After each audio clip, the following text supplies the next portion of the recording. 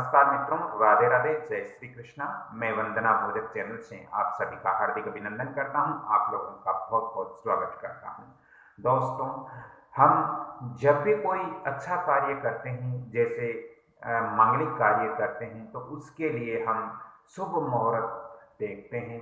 शुभ मुहूर्त देखकर ही हम कार्य करते हैं, क्योंकि दोस्तों ये शुभ मुहूर्त देखने की जो परंपरा है वो आज से नहीं, हमारे वैदिक काल से चली आ रही हैं और हमें शुभ मुहूर्त के अंदर कार्य करने ही चाहिए। दोस्तों, कभी कभी आपने किसी को कहते हुए ये सुना होगा कि आज हमारा दिन बहुत अच्छा गया है, आज का दिन हमारे लिए बहुत ही अच्छा रहा। तो मित्रों, इसके पीछे ये क्यों हुआ? ये इसलिए हुआ कि उस व्यक्ति ने शुभ समय में अपने घर से बाहर निकला और शुभ समय के अंदर ही वो गंतव्य स्थान तक पहुंचा, तब उसका कार्य पूर्ण हुआ। इसलिए वो व्यक्ति कहता है कि आज हमारा दिन बहुत अच्छा था। मित्रों, आप भी अपने घर इत्यादि आप भी अपने नींव पूजन, ग्रह पूजन या अन्य जो शुभ कार्य करते हो, उसके लिए आपको मुहूर्त देखना बहुत जरूरी है। अब मैं आपको बताऊंगा कि मुहूर्त देखने के लिए हमें कौन कौन सी ऐसी बातें हैं जिनको हमें बहुत ध्यान रखना पड़ता है। मित्रों, वो वास्तु ज्योतिष शास्त्र के अनुसार शुभ मुहूर्त निकालने के लिए हमें कुछ बातों का यहाँ ध्यान रखना बहुत जरूरी होता है। मित्रों, अति आवश्यक भी होता है। यदि इनमें से एक भी बात चूक जाते हैं तो हम शुभ मुहूर्त नहीं कर पाते हैं। दोस्तों, शुभ मुहूर्त के लिए सबसे पहले हमें देखनी चाहिए तिथि। तिथि क्या है? उसके पश्चात हमें देखना चाहिए वार। वार क्या है? जैसे सोमवार, मंगलवार, बुधवार, तो वार कौन सा है? दोस्तों, इसके पश्चात हमें नक्षत्र भी देखना पड़ता है। ज्योतिष शास्त्र के अनुसार 27 नक्षत्र होते हैं। इनमें से कुछ नक्षत्र अच्छे होते हैं, कुछ नक्षत्र इसमें इतने अच्छे नहीं होते हैं। तो नक्षत्रों की भी हमें जानकारी होनी चाहिए। साथ ही मित्रों, इसके पश्चात हमें देखना चाहिए योग। योग कौन सा है? इसके पश्चात हमें देखना चाहिए कर्ण। कर्ण कौन सा है? इसके पश्चात हमें जो नवग्रह है उनकी स्थिति भी देखनी पड़ती है कि हमारे लगन के अंदर कौन सा ग्रह गोचर कर रहा है, या हमारे अष्टम भाव में कौन सा जो ग्रह है वो कौन सा कहाँ गोचर कर रहा है। ये सभी नवग्रह की स्थितियां भी हमें देखनी पड़ती हैं। इसके पश्चात हमें मल मास के बारे में भी जानकारी रखनी पड़ती है। दोस्तों, इसके बाद हमें अधिक मास और इसके पश्चात हमें गुरु और शुक्र का अस्त होना भी देखना बहुत जरूरी है। जैसे मित्रों, अभी 2021 के अंदर आपको फरवरी, मार्च, अप्रैल, मई, सॉरी मित्रों, फरवरी, मार्च और अप्रैल, इन महीनों के अंदर अभी शुक्र अस्त है। इसके कारण कोई भी शुभ मुहूर्त अभी हम लोगों को नहीं मिल रहा है। इसलिए जब हम मुहूर्त देखते हैं तो हमें शुक्र और गुरु अस्त, उदय आदि भी हमें देखना पड़ता है। इसके बाद मित्रों, अशुभ योग, भद्रा इत्यादि का भी हमें विचार करना पड़ता है जब हम एक मुहूर्त निकालते हैं। इसके पश्चात हमें पंचक का भी विचार विमर्श करना बहुत जरूरी है। पंचक के बारे में भी हमें ध्यान रखना बहुत जरूरी है।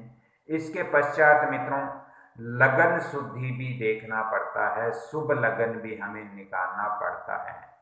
हमारे यदि लगन के अंदर चंद्रमा प्रथम या आपके अष्टम भाव में हो तो हम मुहूर्त नहीं कर सकते।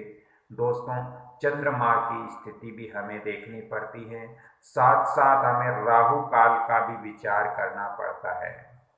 मित्रों, सोमवार के दिन रोहिणी नक्षत्र, मृगशिरा नक्षत्र, पुष्य नक्षत्र, अनुराधा नक्षत्र, ये नक्षत्र हो तो ये सर्वार्थ सिद्धि योग का निर्माण होता है।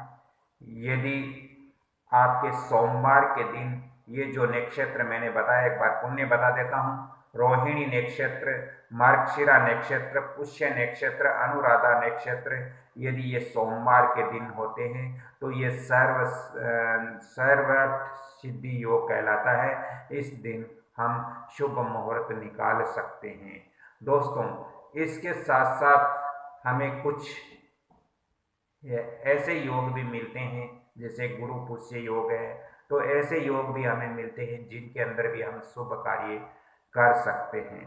दोस्तों, गुरु पुष्य योग क्या होता है, ये भी जानकारी मैं आपको इस वीडियो के अंदर दे रहा हूं। मित्रों, गुरु पुष्य योग यदि गुरुवार यानी बृहस्पतिवार को चंद्रमा जब पुष्य नक्षत्र में हो तो इससे हम गुरु पुष्य नक्षत्र कहते हैं, और इस दिन हम कोई भी शुभ कार्य करते हैं वो हमारा सफल होता है, वो हमारा अच्छा होता है। मित्रों, ये सभी चीजें एक शुभ मुहूर्त निकालने के लिए हम लोगों को देखना बहुत जरूरी है, इनका अच्छा होना बहुत जरूरी है। तो दोस्तों, आज मैंने इस वीडियो के अंदर आपको बताया कि हम एक शुभ मुहूर्त निकालते हैं तो हमें कौन कौन से बातों का ध्यान रखना चाहिए, कौन कौन से विचार हमें रखने चाहिए, तभी हम एक शुभ मुहूर्त निकाल सकते हैं। मित्रों, इसके साथ साथ जब चतुर्दशी सोमवार हो और पूर्णिमा या अमावस्या को मंगलवार हो तो उस दिन भी मित्रों सर्वार्थ सिद्धि योग बनता है। इस दिन भी आप शुभ कार्य कर सकते हो। लेकिन दोस्तों, इसके साथ साथ आपको अपने चंद्रमा की मजबूती भी देखनी बहुत जरूरी है। यदि आप जिस दिन मुहूर्त कर रहे हो उस दिन आपका चंद्रमा निर्बल है, कमजोर है, तो आपको मुहूर्त नहीं करना चाहिए, क्योंकि ये मुहूर्त आपका सफल नहीं होता है।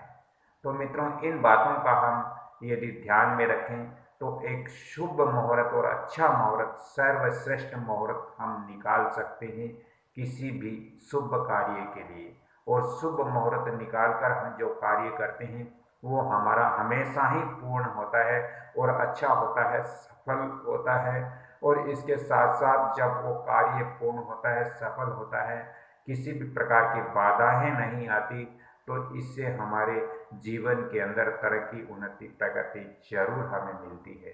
तो दोस्तों, आज की ये जानकारी आपको कैसे लगी? यदि आपको अच्छी लगी तो कृपया आप इस वंदना भोजक चैनल को लाइक कीजिए, शेयर कीजिए, सब्सक्राइब कीजिए और बेल आइकन घंटी के निशान पर भी क्लिक कीजिए, ताकि मेरा भी मनोबल बढ़ेगा और मैं आपको ज्योतिष और वास्तु और अन्य धार्मिक जानकारियां आगे भी आप तक पहुंचाने का कोशिश करता रहूंगा।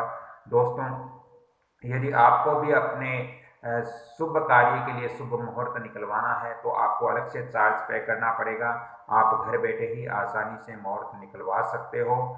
यहाँ मैं आपको फ़ोन नंबर भी दे रहा हूँ, ज़्यादा ही आवश्यकता हो तभी मेरे को फ़ोन कॉल्स करें, अन्यथा मेरे पास समय कम रहता है। मैं आप सभी से विनम्र प्रार्थना करता हूँ कि आप जब ज़्यादा ही ज़रूरी हो तभी आप मेरे को फ़ोन कॉल्स करें। फ़ोन नंबर भी आप नोट कर सकते हो, 7901718402। इसके अलावा आप ज्योतिष और वास्तु की जानकारियाँ कमल किशोर भोजक चैनल और अंतिमा भोजक चैनल से भी ले सकते हो। राधे राधे, जय श्री कृष्णा। अगली कड़ी में फिर मैं आपसे मिलता हूँ, तब तक के लिए आपसे क्षमा चाहता हूँ। राधे राधे।